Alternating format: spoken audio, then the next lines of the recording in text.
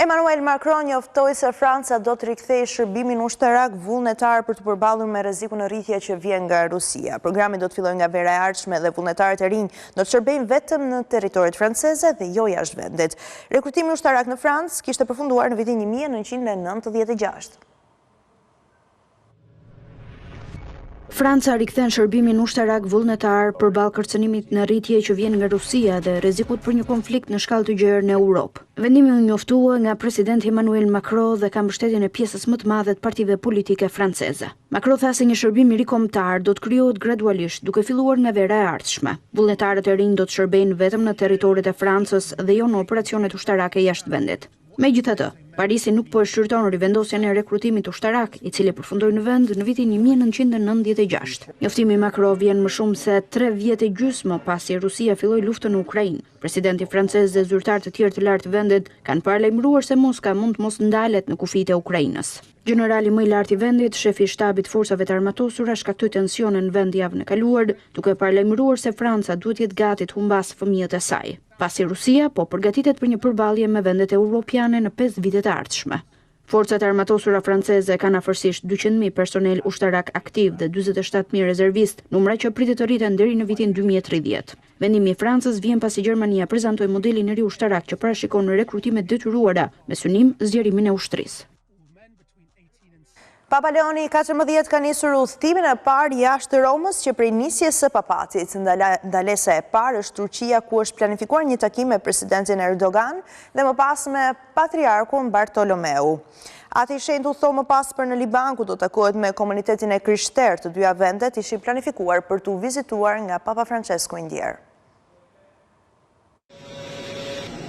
Papa Leoni XIV ka nisur vizitën e tij të parë jashtë Romës, që kur u zgjodh në krye të fronit të Shëmpjetrit në maj. Ndalesa e tij e parë është Turqia, ku u prit me nderime të larta dhe vizitoi edhe varrin e Mustafa Kemal Atatürk, babait të Republikës Turke. Ati i shenjtë u takuaj gjithashtu me presidentin turk Recep Tayyip Erdogan. Ai u nderua me një ceremoni dhe përshëndeti në gjuhën turke ushtarët, ndërsa të pranishëm ishin edhe drejtues të lartë të kishës. Gjatë fjalimit të tij, Papa bëri thirrje për paqe dhe theksoi se bota nuk duhet i dorëzohet strategjisë së konflikteve.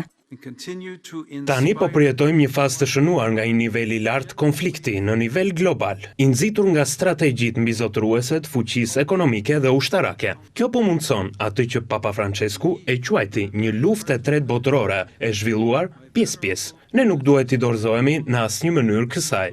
Kreu i kishës katolike romake do të takohet gjithashtu me patriarkun Bartolomeu, udhëheqësin shpirtëror të 260 milion të krishterëve ortodoks në mbar botën.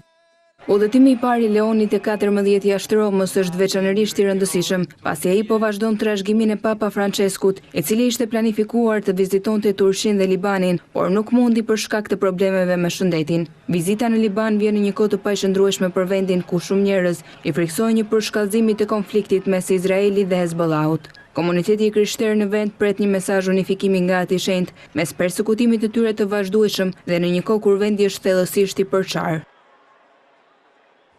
Në kuadër të ditës së falënderimeve në bordin e avionit papnor, Papa Leoni XIV falenderon gazetarët amerikanë të cilët u bën pjesë të udhëtimit të tij të parë jashtë Romës në kuadër të vizitës së tij të parë në pikërisht Turqi.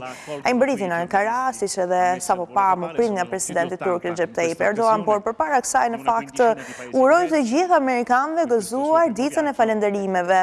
Robert Prevost, i njohur më parë tashmë mban emrin papnor Leoni XIV nga Chicago i Shteteve të Bashkuara të Amerikës, mendoi se edhe më parë mund ta ketë ngrënë pikërisht edhe drekën e ditës së falënderimeve që përgjithsisht përbën në fakt gjelin e detit edhe byrekun me kunguj të njohur në SBA, ashtu siç edhe receta e tyre ka. Leoni XIV falenderoi gazetarët për shërbimin që ofrojnë, duke shtuar se është kaq e rëndësishme sot që mesazhi të transmetohet në një mënyrë që zbulon vërtet të vërtetën dhe harmoninë që i nevojitet botës.